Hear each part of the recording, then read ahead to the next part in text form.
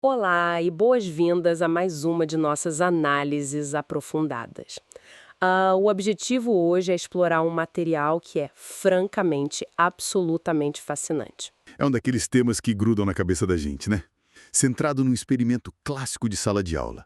Exatamente. Começa parecendo um simples jogo de matemática, mas que rapidamente se transforma num verdadeiro raio-x. Um raio-x de como tomamos decisões, de como a gente percebe a passagem do tempo e da forma surpreendente como a mente processa o conceito de crescimento. Isso. A missão deste nosso mergulho nas fontes de hoje é justamente entender por que o nosso cérebro, que é uma máquina evolutiva tão incrivelmente complexa, falha. E falha de uma forma muito previsível, diga-se de passagem. Muito previsível. Falha ao avaliar certas escolhas lógicas e financeiras. Então, para dar o pontapé inicial, eu acho que a gente tem que ir direto ao dilema central que o experimento apresenta. E a melhor forma de começar? É uma escolha que parece muito trivial no papel. Pense o seguinte: opção A, receber R$ 1 milhão hoje, em dinheiro vivo, 1 milhão na mão. na mão. Ou a opção B, receber um único e solitário centavo hoje, mas com uma condição bem peculiar. Esse valor dobra todos os dias, ininterruptamente, durante 30 dias. O que sempre me impressiona ao ler sobre esse experimento é a reação, sabe? A reação quase universal quando esse dilema é apresentado pela primeira vez no auditório. O material descreve isso muito bem. Descreve de forma muito visual. O professor lança a pergunta e, numa fração de segundo, quase todos os presentes levantam a mão para a opção A. Pro milhão. Exato. A escolha de R$ 1 milhão agora, na hora, é uma resposta instintiva, quase defensiva, eu diria. E quando chega a vez da outra opção? Pois é. Quando ele pergunta quem escolheria a opção B, aquele 1 centavo dobrado por um mês, o silêncio toma conta da sala. Pouquíssimas mãos se erguem. Há algo incrivelmente sedutor na certeza, né? A certeza palpável de 1 milhão ali, na conta bancária. Contra uma promessa completamente abstrata. Abstrata e que começa com uma moeda que, convenhamos, mal paga uma bala hoje em dia. É super compreensível se a gente pensa bem. O cérebro humano adora certezas. Adora. 1 milhão tá ali. É tangível, resolve os problemas todos de imediato. Mas vamos esmiuçar essa matemática mais de perto. É aí que o experimento mostra sua força. Sim, porque a mecânica por trás dessa intuição é o que torna tudo tão revelador. Vamos acompanhar o que acontece com esse centavo ao longo do tempo, dia após dia. Vamos lá. O texto descreve o professor escrevendo os primeiros resultados no quadro. Então, no dia 1, o saldo é de 1 centavo, 0,01. Certo. No dia 2, o valor dobra e vai para 2 centavos. No dia 3, chega a 4 centavos. Uma fortuna. Pois é, dia 4 pula para 8 centavos e no dia 5 o saldo total é de astronômicos 16 centavos. 16 centavos depois de quase uma semana inteira de espera.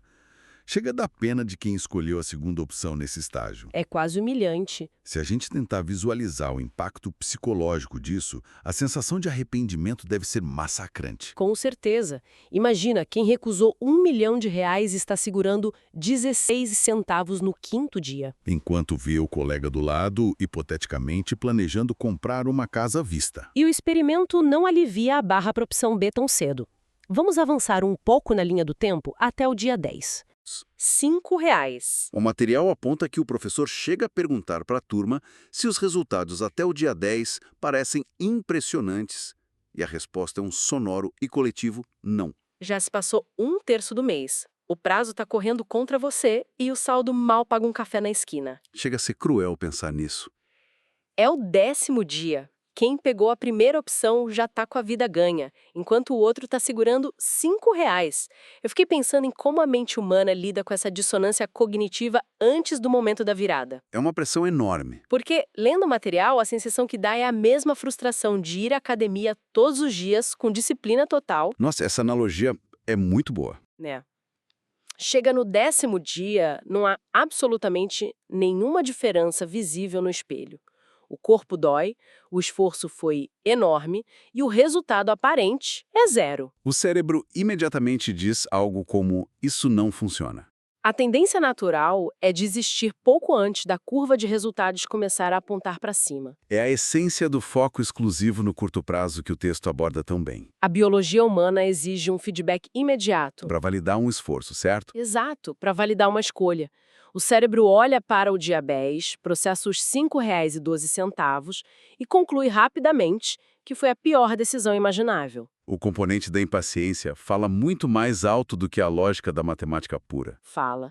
A pessoa simplesmente não consegue enxergar a engrenagem invisível que está ganhando tração ali nos bastidores. Até o 10º dia, o crescimento parece rastejar penosamente pelo chão. Mas é a natureza do que está acontecendo sobre a superfície, com esses números pequenos, que prepara o terreno para a virada. O que o material chama justamente de o momento da virada. E é aqui que a gente precisa analisar como a narrativa dos números muda drasticamente. Porque a partir da metade do mês, a matemática começa a mostrar as garras de verdade. É a aceleração. Vamos revelar os próximos saltos, prestem atenção. No dia 15, que é exatamente a metade do experimento, o valor atinge R$ 163. Ainda um valor irrisório perto de 1 milhão, claro. Qualquer um ainda estaria se questionando se fez a coisa certa. Com toda certeza. Mas olha a aceleração acontecendo. Avançamos para o dia 20 e o saldo atinge R$ 5.242. E já começa a ficar interessante. E apenas 5 dias depois disso, a situação perde completamente o controle. No dia 25, aquele centavo dobrado salta para incríveis R$ 167.772. O crescimento deixa de ser linear e passa a ser violento. A curva começa a puxar para cima com uma força gravitacional própria. Aquela academia que não dava resultado de repente transforma a estrutura toda. Perfeito. O esforço composto finalmente aparece. Sim, e então chega aquele choque de realidade que silencia a sala de aula de vez. É o clímax do experimento. O momento que todo mundo arregala o olho. No dia 28, faltando apenas 2 dias para o fim do prazo, o valor ultrapassa o milhão inicial da opção A. Bate exatos R$ 1.342.177. E não para por aí. Não. E no dia 30, o 30º e último dia da jornada, o total final acumulado é de assustadores R$ 5.368.709. Estamos falando de mais de 5 vezes o valor da primeira opção? 5 vezes! Gerados a partir de uma única moeda esquecida no fundo do bolso. O contraste é simplesmente brutal. O material descreve a reação da turma diante desses números finais como um estado de choque absoluto.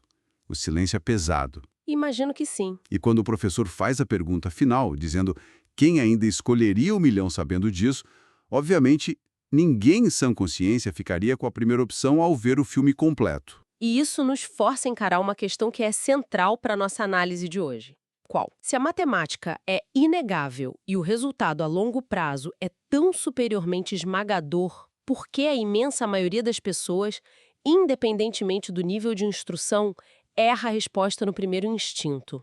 É a grande sacada. O fascínio desse experimento é que a resposta para isso não está na nossa capacidade de fazer contas de multiplicar. Não é falta de saber matemática básica. De jeito nenhum. Está na própria arquitetura biológica de como pensamos e projetamos o futuro. A falha está no nosso próprio hardware, digamos assim.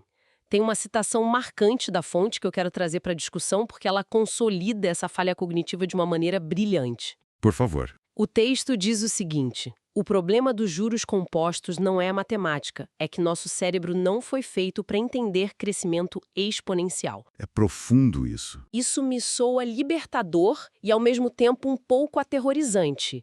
Quer dizer, não é que sejamos ruins de matemática por preguiça. É a nossa própria evolução jogando contra as regras da matemática moderna. Exatamente. A evolução nos preparou para sobreviver no curto prazo. Somos biologicamente programados para projetar o futuro de forma estritamente linear. Causa e efeito imediatos. Esforço A gera resultado B. Se a gente caça um animal hoje, a gente tem comida para hoje. Não existe na natureza ancestral um cenário onde um esforço mínimo hoje se multiplica magicamente por 5 milhões 30 dias depois. Faz todo sentido. O texto explora a fundo essa limitação cognitiva e usa muito a comparação dos gráficos. Os juros compostos operam em uma curva exponencial. Essa curva passa semanas ou anos rastejando silenciosamente na horizontal antes de disparar abruptamente na vertical. É aquele rastejar do dia 1 ao dia 15 que a gente viu. Nosso cérebro simplesmente não tem o software nativo para visualizar essa aceleração invisível. Quando tentamos prever o resultado da dobra, a nossa mente instintivamente desenha uma rampa suave e contínua. Uma linha reta inclinada. Isso, não um foguete que decola no último segundo. E isso se amarra muito bem com os outros fatores psicológicos que a fonte lista, certo? O medo do risco parece ter um peso enorme nessa escolha inicial. Um peso gigantesco. Porque o milhão hoje é percebido como o risco absolutamente zero. É o famoso um pássaro na mão.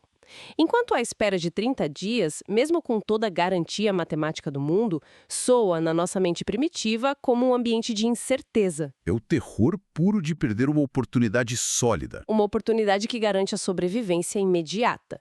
E trocar isso por algo que nosso cérebro linear não consegue decodificar no primeiro segundo, soa como loucura para o instinto. Perfeitamente. A percepção de risco é totalmente distorcida pela nossa incapacidade de calcular a curva mentalmente. Vira uma tempestade perfeita. Sim. Essa combinação de impaciência, o foco excessivo no presente e a cegueira exponencial cria uma armadilha perfeita. E é aqui que a genialidade do material de origem realmente se revela. Porque ele não para na psicologia do indivíduo, né? Não, ele transporta essa mesma falha cognitiva para dentro das maiores corporações e instituições do mundo. Chega a ser assustador pensar que a gente cai nessa armadilha com algumas moedas e que depois a gente ri da nossa própria ingenuidade.